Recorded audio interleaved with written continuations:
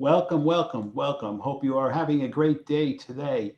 And I'm Anthony Citrolo. I'm the founder of the NYBB Group and the Exit Strategy Lab. Just so you know, we work with business owners on exit and succession strategies and try to help them with a path towards selling their privately held businesses, their family owned businesses, and one of their greatest assets. We are dedicated to helping those owners.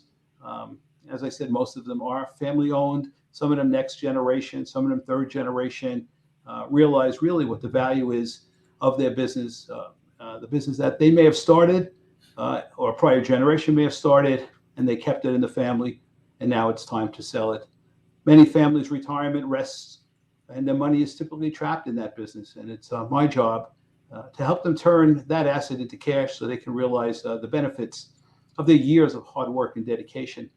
So I've entitled the podcast "A Firm Grasp on an Empty Bag," and we are trying to help owners realize what makes one business more valuable and another a little bit less, so they actually get to fill up that bag. And when the time comes, they don't end up with it emptier than they expected. But your exit strategy today is more important than any time in the past. There's a lot of opportunity out there, but I'm more excited today as to have my guest, who is my good friend for many years. I think Mike and I may have met, maybe 14 years ago, back in 2008. And Mike is truly one of those guys who's just dedicated to the M&A space. He's helped business owners maximize the value of that asset. Mike Nall is the founder of the Alliance of M&A Advisors, which dates back to 1998. And he's the co-founder of the MidMarket Alliance. His background includes that of being a certified public accountant, an M&A advisor. He is a certified M&A advisor, serving mostly the lower middle market. He's married to a great gal, his lovely wife, Mary Lou. And it's my pleasure, Mike, to welcome you as my friend and my guest today. Welcome. Hello, Anthony. Thank you for having me. And I very much admire what you're doing with this effort to share the accumulated know-how of many years. And thank you for the kind words, and much look forward to our discussion today. Thanks. So, Mike, let's start. Maybe tell us a little bit about your evolution in the M&A space. I know you didn't start out in it. You started out like I did as an accountant, I guess, right? And some of us accountants, we find, greener pastures elsewhere. What did you see as really what the need was, and that made you act upon the days before maybe even you formed the Alliance of Mergers and Acquisitions Advisors? Well, you're right in that oftentimes this starts with a progressive, out-of-the-box thinking accountant, and certainly you fit that distinction, Tony. And that was really how I got started. I had an accounting practice. One of my clients needed help. Two guys with a computer-based pulmonary testing device, and they weren't sure what they needed to do. And so they asked me, as their CPA, whether they needed capital to grow, or should they consider selling or adding partners. And the bottom line is, I, as a CPA, truthfully, really didn't know the answers. So I started to do research on behalf of my client, and found that other CPAs had similar requests, because private company owners most frequently have contact with the accountant that's doing the monthly financials and the tax returns, et cetera. So we started pulling together people like yourself and others. The organization was started back in '98, as you mentioned, and it was by partners from 10 regional CPA firms, one in Cleveland and one in Milwaukee, and all throughout the country. And it grew from the initial 10 members to over 1,000. And but it really has been centered around a sharing of know-how, just as you're doing with this podcast, in helping people to make better decisions, because there's so much that somebody needs to know in order to get the most that they can out of their private company. And it oftentimes is a once in a lifetime situation.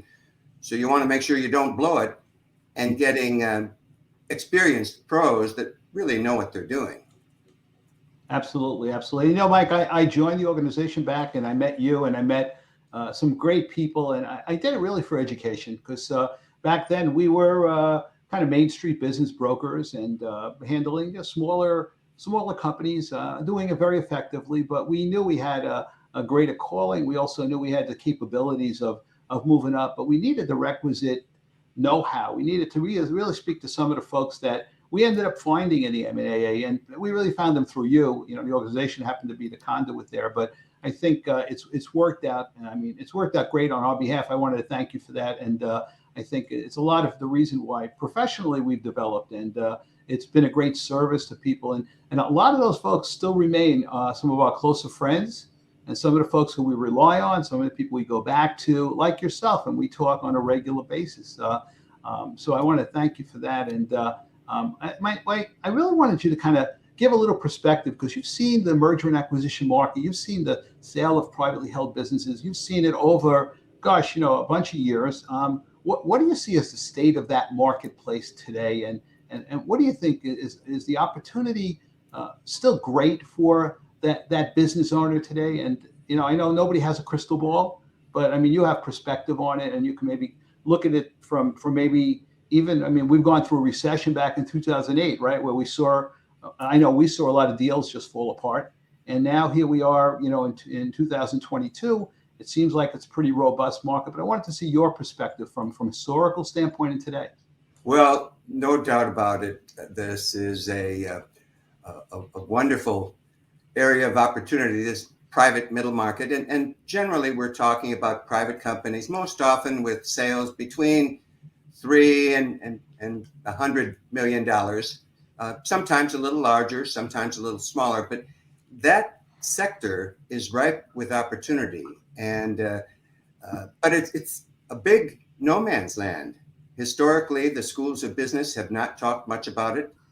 The popular press was all focused on larger public companies. Everybody wants to do they're in New York, in your backyard, Tony, with, for most investment bankers, unless it's at least a couple $100 million deal, you can't get qualified, highly capable professionals to take a look at it. So understanding the special needs of the private company owner and having the experience in doing these lower middle market transactions, it's essential if somebody wants to make sure that it gets done right. So the opportunity today is bigger than ever. We have proof that this sector is the engine of job growth and economic prosperity.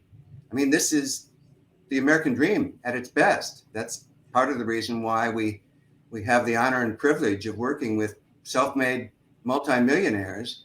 Sure. And helping them at such a critical time, and working closely with their accountant, working with their attorney, putting together a dream team in order to help them make good choices. And again, it's most often a once in a lifetime situation. Some end up doing it more often, but Sure. You and I both know on the buy side, generally they've done this many times before. Oh, So they're experts, and they know really how to get what they need, right? We need to level the playing field, and that makes a world of difference. And so, yes, that's the opportunity today in the market. I think 2021 was best ever in terms of overall activity. And this year, obviously, the public markets have suffered a bit this first quarter, but the interest in private companies, I think the accumulated dry powder and the capital available now to pay top dollars, I don't think there's ever been any more money available than there is today, in spite of some of the current economic uncertainty. Mike, I couldn't agree more. I know we had a private equity friend at a recent seminar I was at, and he expected there to be, very, very vicious competition because there's so much private equity money. Because people always talk about multiples and how much you're going to get for your company. And he said he thinks that everything should, it looks like it's going to hold up through the year at least. And he said even in spite of increasing interest rates, because there's still so much capital to invest. And the other point is, when you talk about the misunderstood lower middle market. I was with a banker friend of mine, not an investment banker, a commercial banker, and they go, yeah, we're in the lower middle market too. And I go, well, what does that mean to you? And they said, oh, that's companies of 100 million and up. I go, well, that's a pretty big lower middle market, but Yeah. I guess that's the target they're shooting at. And I said to them, boy, the funnel gets pretty narrow when you get up, when you start going up the scale. There's a lot more folks in the lower middle market than in, 100 million, $200 million companies. Well, there's lots of people that have a need, and regrettably, many professionals only want to do the bigger deals for a number of reasons. Obviously, the fees are larger, and there's bragging rights and all of those sorts of things. But the need and the opportunity that you've demonstrated in being able to help companies, not just with their business transition needs, but oftentimes on the personal side, because this is such an emotional situation that unless you've been there and you've done it, you have your own business. I've built and sold 2 organizations of my own. So in addition to advising others and leading a training and credentialing organization, I've also done 2 deals for my own account. And so you really need to have that specialized know-how and somebody who cares. I mean, I was once told, Mike, nobody cares how much you know until they know how much you care. So that I think is what NYBB brings to the table, and your M&A efforts. You guys have a quality bunch of people who care and have the competence and capability, and that's really everything when somebody has to make this kind of a decision. Sure. Hey, look, we find most people spend more time at their business than they spend at their home, right? Especially, especially getting it started from the ground up. So, hey, I know also, Mike, you had published back a few years ago the Middle Market M&A Handbook, and it was a book that I read, and I got a lot of great information from. It became what I find to be kind of like the go-to resource, in the industry. And I think now you're working on a current version. And what were you expecting when you started this effort? And give me just a glimpse of what you've found. And I'm not sure if that book has been released yet. I think you're probably going to print with it, but I know you've probably found some great information and maybe some things that may have been surprising to you. Well, it was a contributory work, a sharing of know-how of 30 some independent professionals, accountants, attorneys, investment bankers, management consultants, and investors, private equity people. And what we found is no one person has the accumulated know-how. It's really spread amongst many different independent professionals. So years ago, we were approached by John Wiley to do this middle market M&A handbook, and it was a big seller. And we've been working the past year on an update, a second version after 10 years. So that will be available late summer. But it's just a sharing of know-how from people like yourself, Tony, who have learned and are willing to help others so they can make good choices. So when it comes to how to buy right, how to acquire a business, how to structure the transaction, how to build value, and then ultimately the whole host of options and alternatives on how to cash in, whether it be through an internal transfer or an external transfer. Obviously, so much has changed in 10 years. I'm excited about this because with technology solutions and new investor types, such as family offices, Sure. Independent sponsors, search funds, et cetera, it's really overwhelming how much has changed in 10 years. So I'm anxious to have that book shared with anybody that wants to learn a little bit about this think tank that we've put together here. So you think that's appropriate it's appropriate for everyone in the industry, especially even the business owner, right? Owners, investors, and advisors. And I think it's most important for the business owner because, again, we're very passionate about our free enterprise system and the wonderful country we live in, and being able to help somebody who's put a lifetime of work Sure. into a successful business. And it's hard to succeed. You and I know that as well as any. We've talked with a number that don't succeed. So when you see somebody who approaches that point in life where it's time to get the most that you can for what you've got, that's really where you have to A, get the facts, and then B, most people will realize this is not a do-it-yourself proposition. The best clients I had when I was in the M&A advisory business were those that had attempted to do this themselves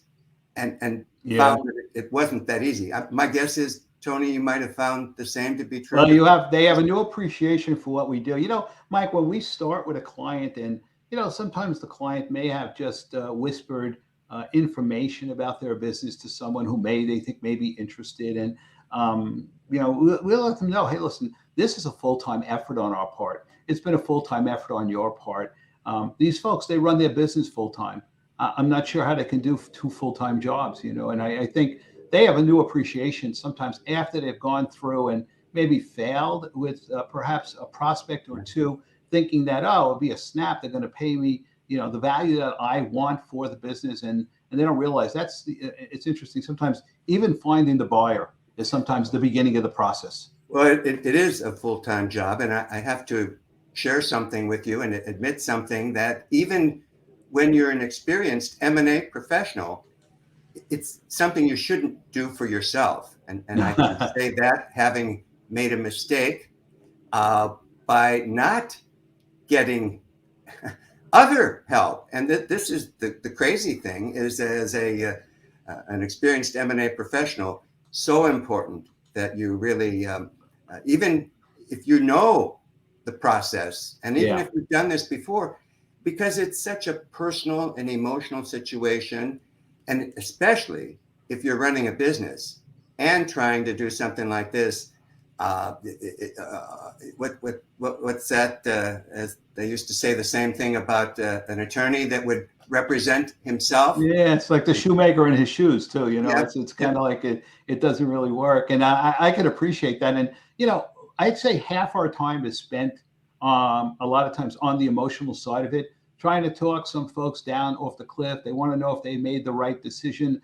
They're not sure if the purchaser is the right purchaser. They're not sure, they have to know what they're going to do in their next stage of life. So sometimes, those of us in the business like yourself, we're not counselors, we're not psychological or counsels in that way, but a lot of it is really what really was between the ears and not necessarily what's on the ledger paper.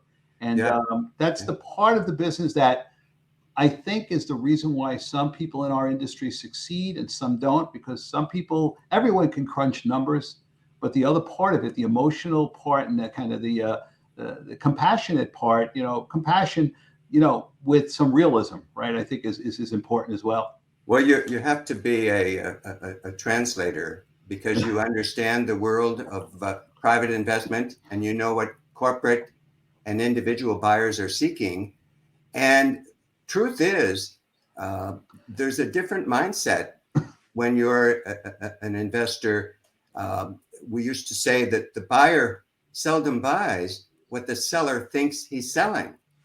And by that, I mean, usually there's a whole different view of what could be done to grow the business and build the business. And that's the buyer that will pay the most, where they see growth opportunity.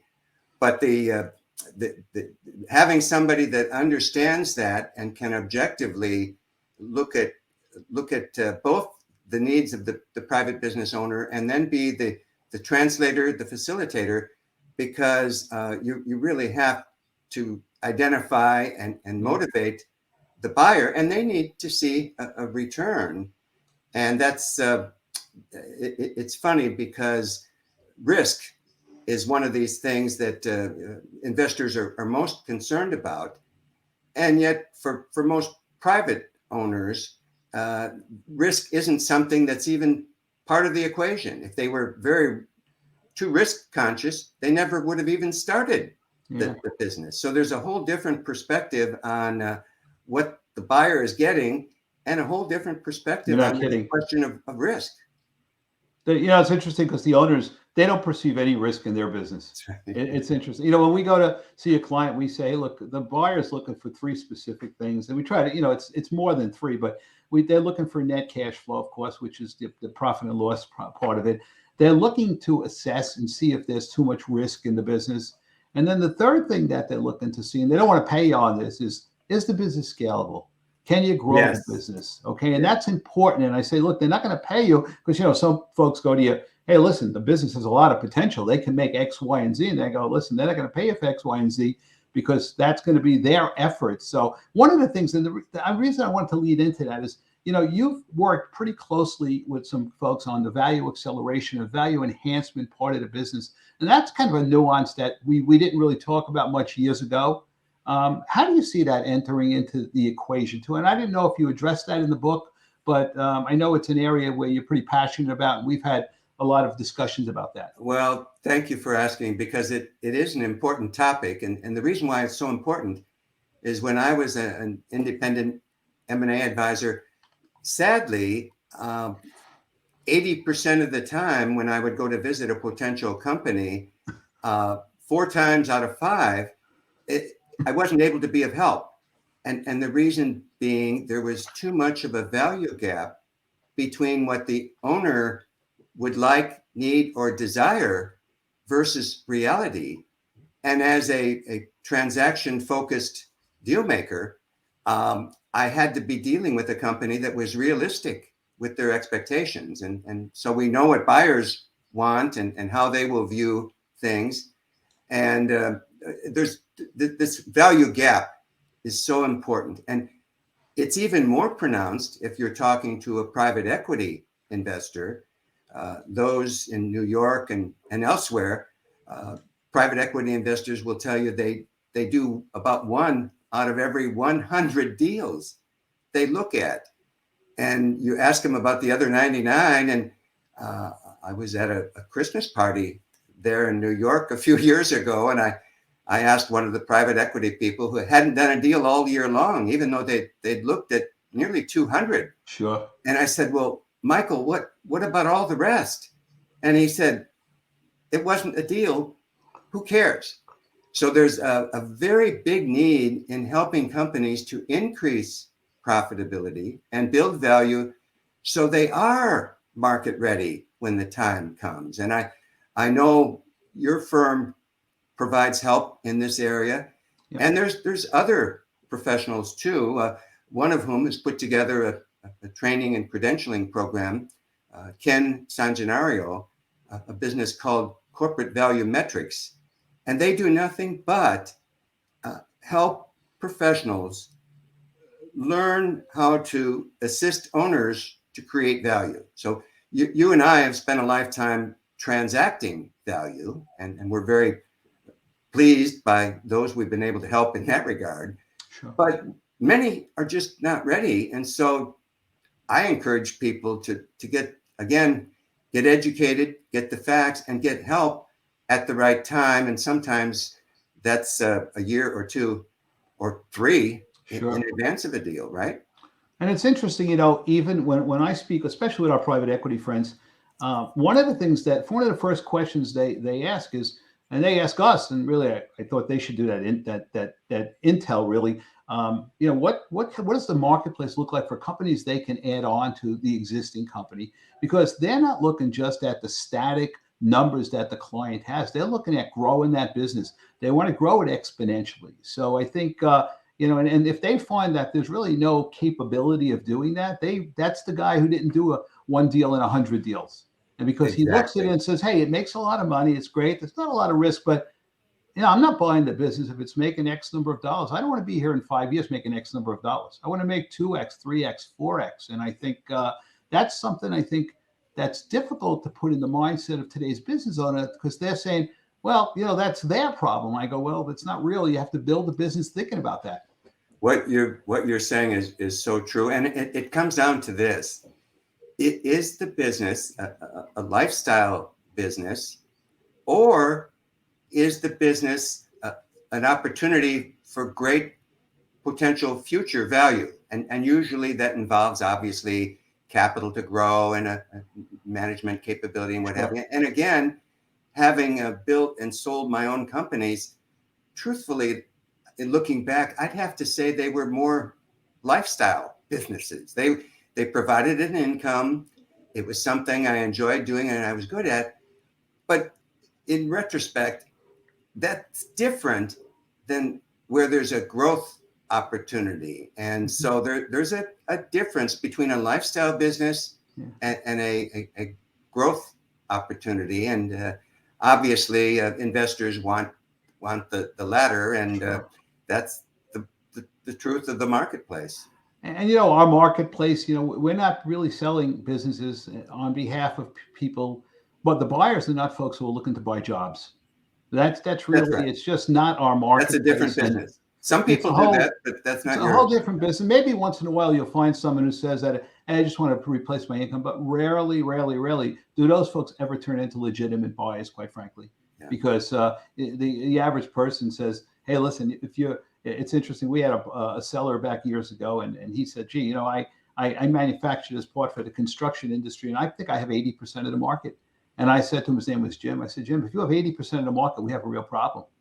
Said, there you go. Real problem. And you know, the fact of the matter is, he didn't really assess the market right. He didn't know a whole lot about the web and the internet and other marketplaces. The individual who bought it, he made that comment to them. I said, "That's probably not a good comment to make," but he made that comment to them, and the guy said, "Nah, you know, you're wrong." And believe it or not, the younger guy who really bought the business to expand it, in the course of 2 years, had tripled the revenue. Wow. It was a small business back then. It was doing about $4.5 million. And in 3 years, he was over $12 million in business, which shows that it's sometimes it's in the eyes of the beholder, but sometimes people just, if they're working and they're making plenty of money on their own, maybe the expansion part of the business or the growth doesn't appeal to them. And they may just say, "Hey, listen, you know what, leave it up to the next guy." But they really have to look at it and say, what is that growth opportunity? Absolutely. There's danger in what I call the comfort level. And for many Absolutely. people, you know, that you get comfortable. And let's face it, you can't know all the competition and you can't know all the opportunity because it's so hard to run a business. It's all consuming. So you need these outside perspectives, and you need the help. But the opportunity is one where I remember talking to a couple of different business owners, and they had, you know, they said, "Mike, I've got all the suits I need, and my kids are kind of spoiled, and I've grown comfortable with the business. Sure. It's time to turn it over to somebody that could take it to the next level." So that becomes a very personal, emotional choice. Sure. But even in spite of market conditions, the good thing about what we're doing is there's always a need, because obviously we're all getting older, and less often today the kids are taking over the business. It used to be where, you know, oftentimes the children would have an interest in the business, but the available supply and the available demand, I don't think have been as good as they are today ever before. And it certainly is it's a wonderful time if you have an opportunity, and hopefully people will be smart enough to act and get while the getting is good, because we also know that as we get older, trees don't grow to heaven, right? Yeah, right. And you never know. And, you know, your comment about the next generation, you know, on one side, you said, you know, we've kind of been good to our kids, spoiled our kids a little bit. I think statistically, years ago, they used to say about 30% of second generation took over the business. Now I know it's less, and probably less than 14 or 12% of third generation. I often tell folks, "Hey, listen, can you think of any fourth generation businesses?" And they said, "Gee, I can't even think of some second generation businesses anymore." That's really the way the market's gone. In the past, we always had, you know, somebody's son or daughter or sibling or someone like that take over the business. You don't see that anymore. You know, we got a couple of minutes left. What I'd like to do, Mike, is, you know, just, you know, in your mind, I mean, what kind of, maybe you could close it out. What kind of closing thoughts you have in terms of, you know, what you can really recommend to to our business owner clients more than our business owners, people who have a family-owned business. They've had it for 40 years. It's time for them to exit, and maybe they still have a horizon. Maybe they still have a year or 2 or 3 years. And what would be the best advice for them? Well, I'm convinced that if you compare being a little bit too early with this kind of a discussion and talking with someone like yourself or one of your partners there at NYBB, or waiting a little bit too long, that's a no-brainer. There's always an advantage in being able to have a conversation and get a perspective. It's better sooner rather than later. Yeah. And the reason I say that is I had one client who had a welding supply business, and he had his wife was sick, and so he felt it was time that he list the business and have us line up a buyer, which we did after a good and dutiful effort. And of course, we had a buyer, and he offered a very handsome price, but the client's wife got better, and he decided not to sell. And needless to say, as the broker, I was very disappointed. A few months later, sadly, he passed very quickly. He got quite ill and passed very quickly. His wife, who had been recovered previously, was very thrilled that we had lined up opportunity and were able to, because without him, and he didn't want to sell because he said, Mike, I'm a welding man. And come Monday morning, other than just being a rich guy, so this whole question of identity is one that needs to be wrestled with and understood. But the point being, he was smart in acting too early. And even though he made the wrong choice in not selling, or maybe it wasn't the right, it worked out. Yeah.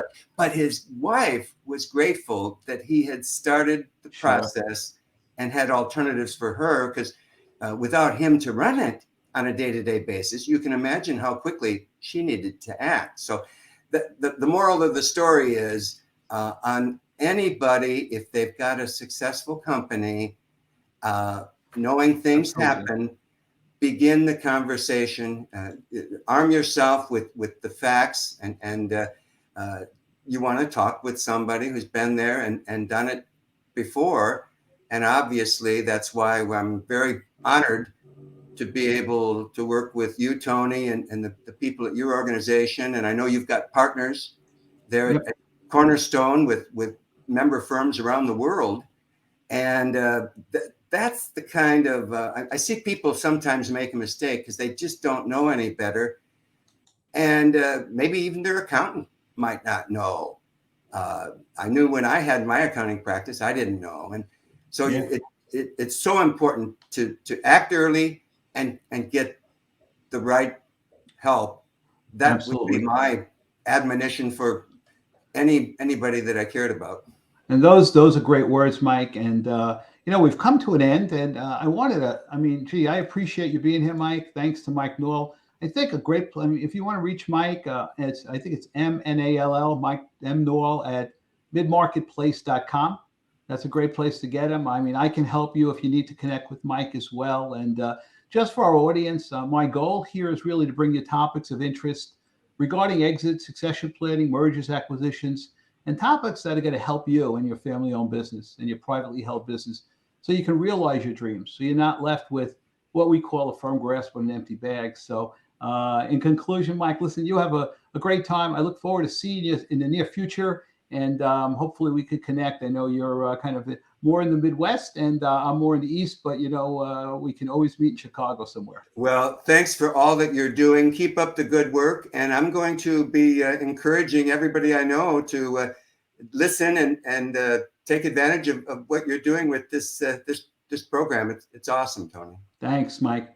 Have a great day. Take care. Take care. Bye now.